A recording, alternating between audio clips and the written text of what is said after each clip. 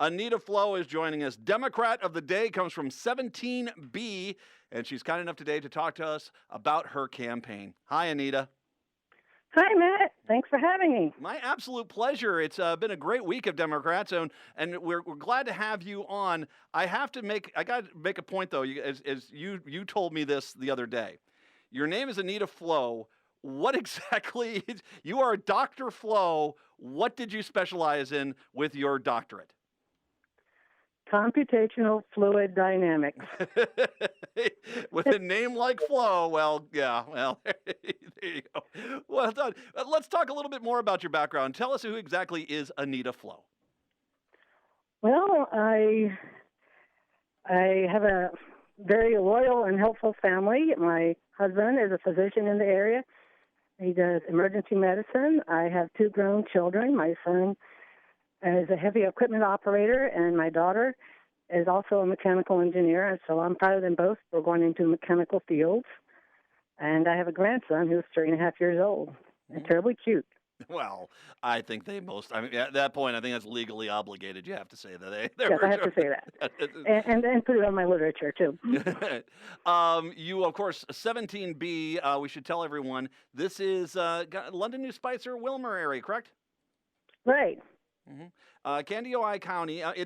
It's actually kind of more condensed than I thought it was. I thought this was going to be a bigger district. I'm not saying there's not a lot of houses out there, and I mean you got to go from Norway Lake all the way down to as you get down towards Highway 7 on the southern side of your district there. So it's got some size to it, but as opposed to a lot of districts, Wilmer itself is completely encased within 17B. It is. It's quite nice. It's a nice city with a great diverse population, and I enjoy living here and associating with people from all over the world, along with the people who have been here for many years. You also have some of the better lakes. Scandinavian roots. You got some of the better lakes in the state out there. That is I've gone fishing out there a few times. It is magnificent waters out there. Oh, yeah. We're quite well known for that. There's a lot of people who retire out here or just choose to move out here for the beauty. Well, you got your doctorate, you got your grandchild, you got all this stuff to work for, but all of a sudden, out of the blue, you say, you know what, I'm going to run for 17B. What was the catalyst for you to say, you know what, I'm going to run for the Minnesota House? Well, I think that the economy is doing very well in the area. We have a very low unemployment rate. We have many strengths, but I want to keep things strong. I want to make sure that all the needs are met that we need to have everybody reach their full potential. And some of our pressing needs are health care that is affordable. I hear a lot of concerns about that when I go around door knocking. Premiums are hard to meet, deductibles, medicines are high. We also have quite a shortage in daycare openings. And the first person to mention this to me doesn't even have children. He was upset because he had to work longer hours than he wanted to because his coworkers couldn't find childcare. Mm. And we also want to keep the schools very strong. There's concerns about high debt when people finish higher education, and we also need to have lots of opportunities for preschool and K through 12 education. And I think we can let's start with those issues. Let's talk a little bit more about the school, because I think one of the things which is we clearly need to fix the state funding of our education system. There are some real problems here. We have a Republican Party whose main goal is to kind of get rid of public education. They want to voucher out or charter school it. There's not a real interest in fixing problems that this can be fixed. I mean, if we get the people into St. Paul that especially are coming from the districts that understand the problems, we can rewrite the funding laws to where, regardless of where the school is, heart of the city or out in the country, we can get the proper funding and setup for these school districts to succeed. Oh, yes. I totally agree. I think public schools are the best resource that we have for meeting the needs of the community. They are in the best position to reach out to people from a variety of backgrounds. And I want to continue and strongly support that type of funding and not get all divided up and not covering all the needs of everybody.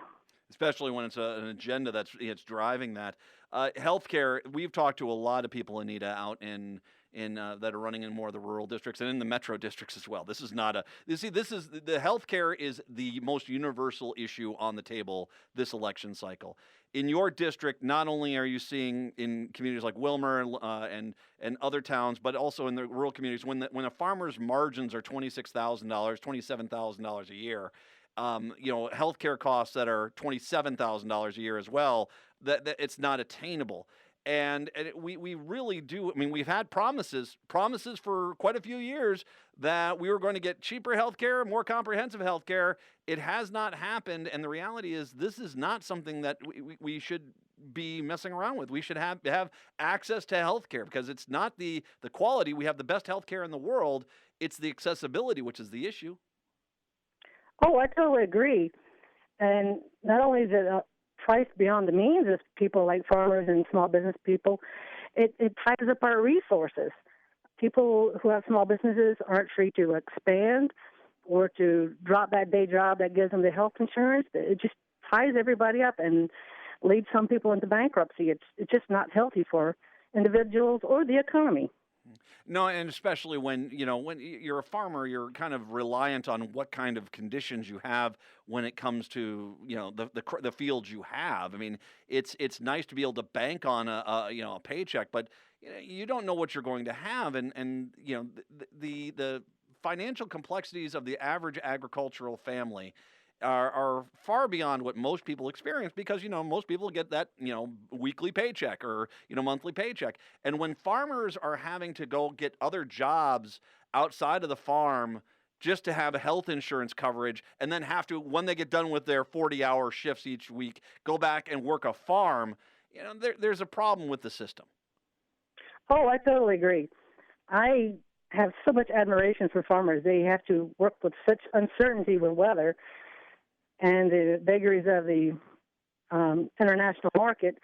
We need to do our best to support them in their efforts because that's the foundation of the Canby-Ojai County economy. It drives everything. The food they produce goes to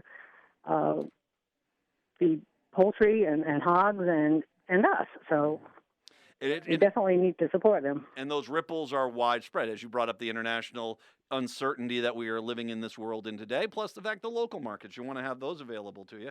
Anita Flowe is joining us. 17B is the district. Let's go into that child care shortage because that's an interesting topic as well. You talk about you have a community, there's a lot of jobs in that area, which is great. You have a lower unemployment rate, but then comes the demand. And if you have to have daycare for in the modern world we live in. We have to have daycare options for parents, for working families that are there. And it clearly sounds like in 17B, this is something that has not been addressed or, an expansion encouraged. Oh, definitely. It's a major complaint I hear as I go around talking to folks, and we need to do something in terms of subsidies and training and making regulations easier to follow to encourage more people to get into it and to stay in it. Well, and it's one of those things where this is a great example of sometimes when government needs to step in. Because, in a perfect world, private business would step in. You get an expansion of private daycare companies. Maybe your local school district's expanding some out. They're working with a for-profit organization. That you get the options there. But when you have a community where you're waiting, and it's similar to broadband. I mean, the Republicans' mentality towards broadband is, well, when the private companies expand it, then that's good enough. The reality is there's no intention, there's no incentive for them to do it necessarily. Henceforth, when it's not getting done, whether it's childcare or it's broadband, then the government should be stepping in to help because this is a need for the community. And I think that's one of the failures as well of the Republican leadership. Oh, yes. And you brought up broadband. That is an issue in parts of the county here. And I see broadband as a necessity for modern life now, just as electricity, rural electrification was a priority many years ago. I think we need to make it accessible to everyone so that they can do their schoolwork or manage their business from where they live. Well, and there's a lot of Republicans that balk at this idea, but the reality, I mean, you and I would both agree on this. I mean, there was a time when we didn't take care of our roads. I mean, that was like the 1700s, 1800s, and finally the federal government realized and the state governments realized, well, there should be some value here in us maintaining roads. There was a time when electricity started coming in, and people were like, well, when private companies want to expand, it will happen. Well, it never did, and finally, with FDR, the expansion with the electricity through the rest of the country, that's how that happened. Well, I think we can look at broadband now as a utility necessarily. I mean, it's you can't have functioning businesses, you can't have functioning healthcare, you can't have functioning schools without effective online access. And the reality is if you're waiting for someone to be up in Colfax or Burbank to bring to put all through that district of broadband as a private company, that's not going to happen. So the state should be stepping in. Oh, definitely. It's just assume that you have access to high-speed internet, and it's a requirement for so many things in your life. In fact, running for office, I had to use internet for videos to learn how to do this. So everybody just assumes that you have access. So we need to make it available. I will say, speaking of internet, you have possibly the greatest campaign website address I have seen this cycle. This is brilliant. Anita Flowe, what is the website that people should go to find out more information about your campaign? My address is gowithflowe.com. The only trick is that you have to spell Flowe with an E at the end. Go with go with Flowe, FLOWE.com, correct? Correct. That's good. I'm surprised you were able to get that one. That's a fantastic website. I was surprised too, so I did snatch it quickly. Don't get rid of it. Whatever you do in life, you want to keep that one. That's a good one. We talk about this. This is the time, Anita, where I make the call to everyone out there, especially in the Twin Cities metro area. Help your local Democrat, of course. I mean, we got a lot of great Democrats running in the metro area, but a lot of these seats are relatively safe seats. We have a lot of races in outstate Minnesota where we can flip the district, but we need to get people out there to donate, to volunteer, to door knock. Anita, I imagine it's just a fantastic time to come on out to 17B as we're getting into leaf changing season and, apples and all that good stuff, right? Oh, definitely. We have several great parks to visit in addition to our many lakes. We have Sibley State Park and the Prairie Woods Environmental Learning Center and diverse restaurants in our various towns. So we can keep you busy when you're not busy door knocking when you take a break. Well, and that's the great point. Take your time. Go on out. It's just out Highway 12. I mean, you're going to get in the district. It's out Highway 12 and Highway 7. As a matter of fact, you can get out to 17B in both of those.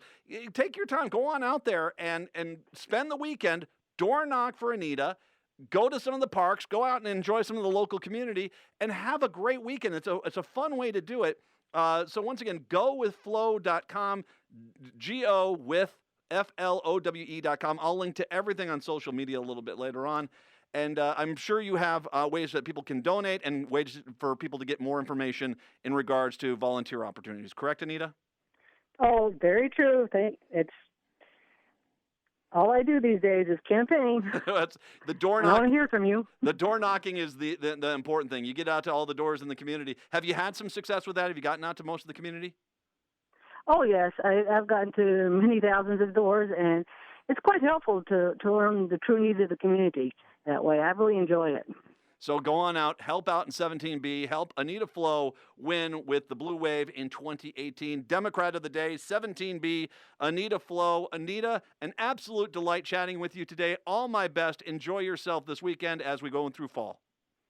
Thank you so much, Matt. My pleasure. Anita Flowe, Democrat of the Day today on AM 950.